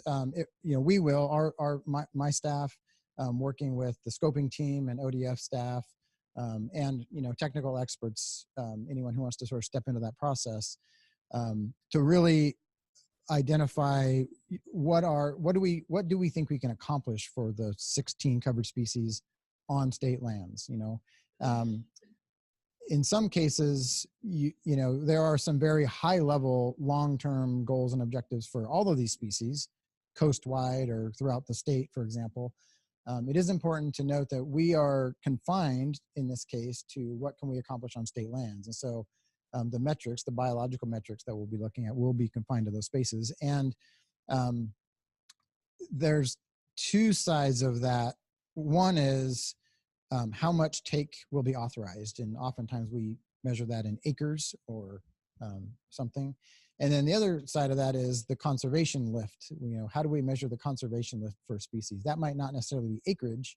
That could be just ecological processes that we're trying to monitor and manage over time. So you'll see a lot of that in the goals and objectives and the conservation actions that we put together. There'll be a lot about acres and locations and ecological processes that we're trying to to make work for the species over time. But are you also asking, how do we know if it's working? Is that linked into, is that a piece of the question? Okay. So Troy, how will we know if it's working? Yeah, no, I think it's great. And again, as I mentioned earlier, there will be that along with this, once we sort of decide how much conservation, where and what types of conservation actions need to occur on state forest to offset the level of take. We will create a monitoring program to make sure that it is, number one, happening. So we talk about sometimes compliance monitoring and effectiveness monitoring. So are you in compliance with what you agreed to? Are you doing it? That's the first question. And if the answer is yes, the second question is it working? And I always talk about the biological objectives are kind of the measuring stick for is it working? We're always trying to achieve those objectives, or at least be working towards those objectives over the permit term. And the monitoring will tell us that. So the monitoring program very much will be tied to that. So I'll do the dangerous thing and throw out an example off the top of my head, which I usually try not to do. But maybe just to keep it simple, if I said, if there was a biological objective to conserve, 1,000 acres of habitat for a species, and over time, you can't, maybe you won't do that right at the outset, but you're going to work towards that. So you're going to accumulate that 1,000 acres over time. So the compliance would be, are you actively, trying to acquire those lands to protect them for conservation purposes? And then the effectiveness would be, are the species actually showing up there and using the habitat like we thought they were, right? So there's kind of two prongs there. When we get down to sort of ecological processes, that gets a little bit more dynamic. You can imagine like in the stream environment, we're going to be, thinking about and measuring things that are more about stream process. Are we getting the functionality out of the stream that we want? And those are things that we can measure over time. So I think for now, I'll probably leave it with that. I mean, I think when we get into the details later in the process, it'll become a little more real, and when you see some, because we haven't written them yet. So when we do, I think it'll become a little bit more real.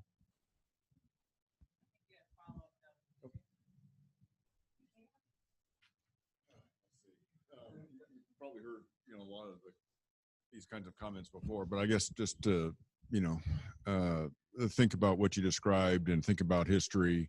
One of the key questions on metrics is how are you measuring?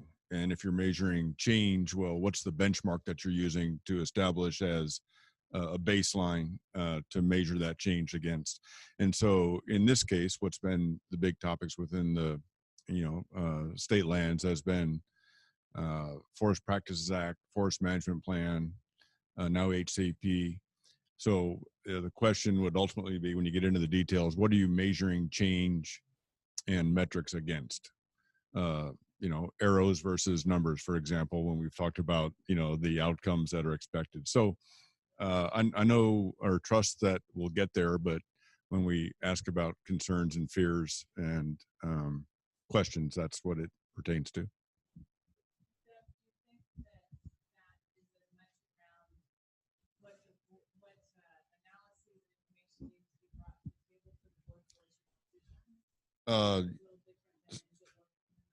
Certainly. I mean, and it goes back to the predictability of the models and the ability of the ODF and all the agencies to say, here are the outcomes we predict from our models.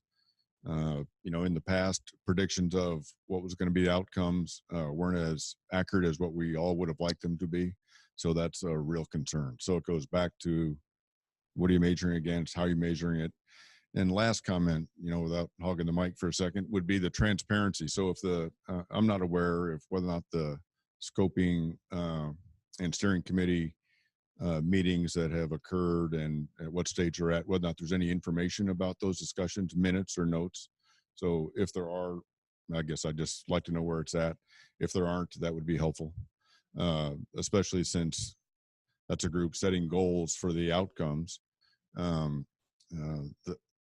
What I've seen as the list of that group, whether or not, or while it's a very educated and intelligent group, it's not as broad as what maybe I would have thought would be included for a group that's setting goals for the HCP. Really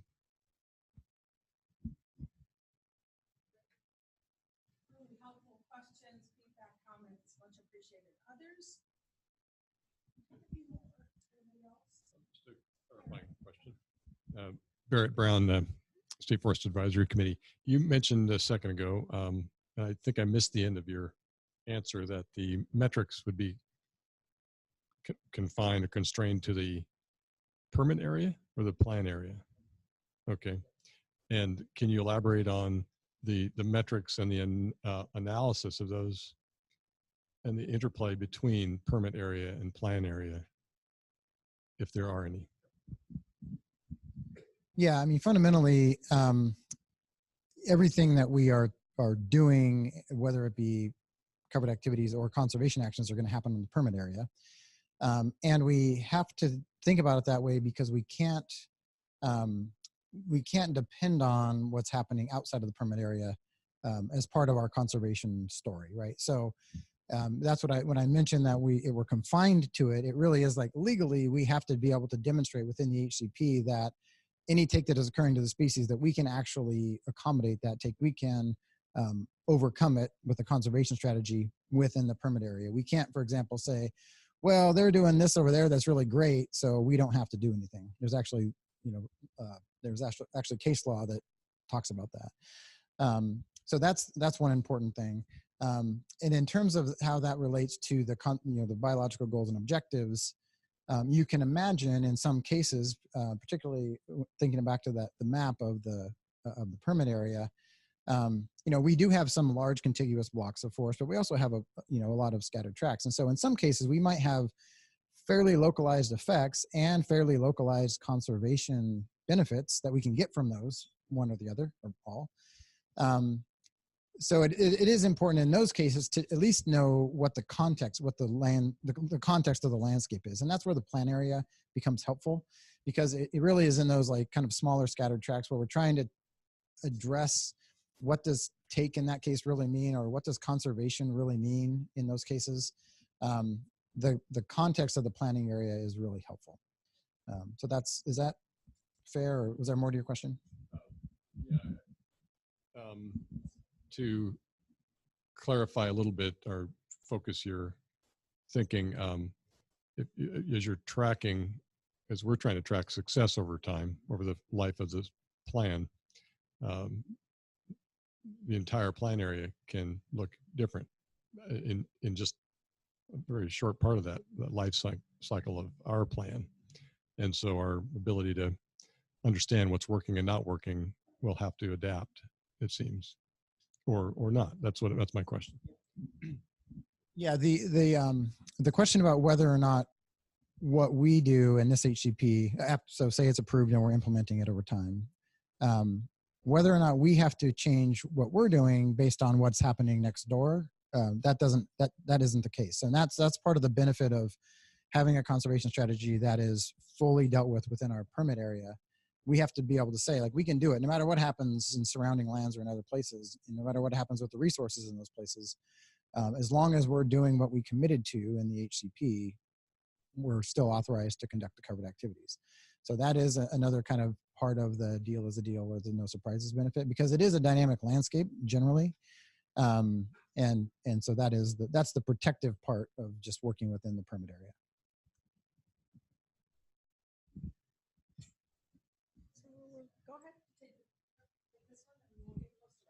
Sure. Bob Van Dyke, Wild Salmon Center. I got a note from one of the partners I work with who's watching today, and I think she tried to send you notes to ask Jason. I don't know if they got through or not.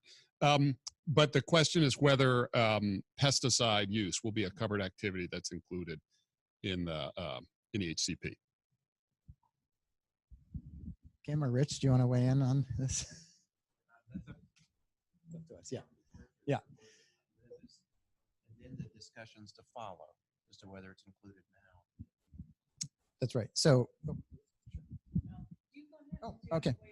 No, yeah. Well, I'll start, and then Liz can. I feel like I'm the master of ceremonies. So the answer is, I think Kim said this correctly. So it certainly can be proposed as a covered activity. What and how much that looks like and where and what types is a whole different part of that's part of the nuance. And then the follow on is how will that activity affect the covered species? Will it rise to the level of take, and then can we come up with a mitigation or a conservation strategy to offset that take? That's really the question. So ultimately, we may not know until we get to that step whether or not it can be included or not. Till we get can we get to a place where we can develop a conservation strategy to offset any impacts from pesticide use? I think that's the ultimate litmus test on whether or not it could be included as a covered activity. I would add that we use pesticides in our state forest environment for different reasons, and I don't have any reason to believe that would change in the next 50 years. So it will be important to have it as a covered activity. Could I add one last, not to confuse everybody, but this is important as well. Just because, and this has nothing to do with pesticides, but really covered activities generally. So we're going to come up with a set of covered activities.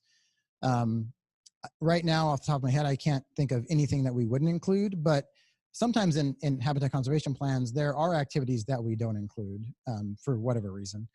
And it doesn't mean that activity can't occur anymore. It just means that it won't be covered under the permit. So that is an important nuance, I think, to point out. Again, nothing about pesticides, but just generally, like if we end up saying, we're not going to cover that for whatever reason, it doesn't mean it can't happen. It just means it would be dealt with in a take avoidance situation, just like it is now. So that's an important point. I just note that use of pesticides is oftentimes covered under federal activities under Section 7. So you're looking for parity.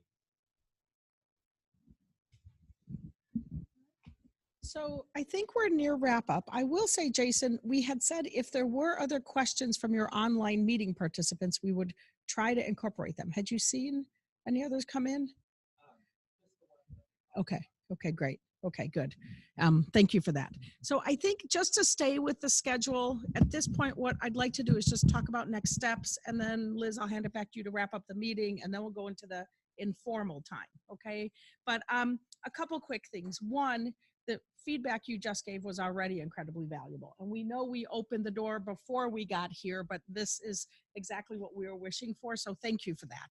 Number two, those of us in this business often have these kinds of mantras of we're looking for scientifically credible, technically feasible, legally, regulatory, statute, and mandate wise sufficient. And ultimately, we kind of use this piece of legally defensible so that if, for instance, later on there's some lawsuit, that this withstands a lawsuit. And it's not to say the legal system shouldn't be used, because it's available and it's an important component of this, But the goal really is to make this work on all levels and all ways, such that it does have that long-term resilience over time.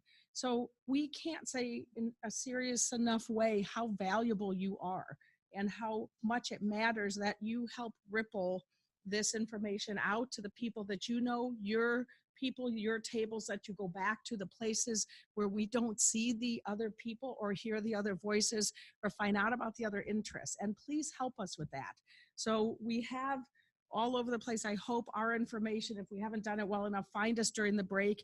Your folks that were introduced at the beginning are going to stay. We'll all be here till 4 o'clock for sure. Let us know what else we can do to help. This really is just one piece of many more. And so a couple quick points for next steps. And Cindy, make sure I say these correctly. One is that on April 12th, right? There's a FTLAC and public information meeting from 1 to 4. There's a Board of Forestry meeting on April 24th. Note that the meeting will include an update on what we heard during this March 21st meeting. And are there any other specific dates to say right now? One more question. Okay, sure. Yeah, first you have to say what it is. Yeah. Go ahead. So sorry for we had one more question come in. The question is how take of covered species is quantified. That is, the metrics of take, how that's quantified for the purposes of the incidental take permit. Is that determined solely by the services, or is it take quantification part of the subject matter that will be negotiated as part of the HCP? So again, just to summarize that question, just the answer is, how do we quantify take? And it does differ, or can differ. There's no set way to do it. Typically, we sometimes boil that down to, are we talking about individual animals, like how many? Are we talking about acres or something else? And it varies, and it sometimes can vary by species. And in this case, currently, we're anticipating that take would be quantified in terms of acres of habitat or miles upstream, or maybe some other process-related metrics on the stream side. We don't really know yet exactly, but one thing that we think about when we think about take is, how much do we know about the species and how they move and utilize an environment, and how much certainty would we, or how confident would we be in predicting like how many animals might be lost, for example.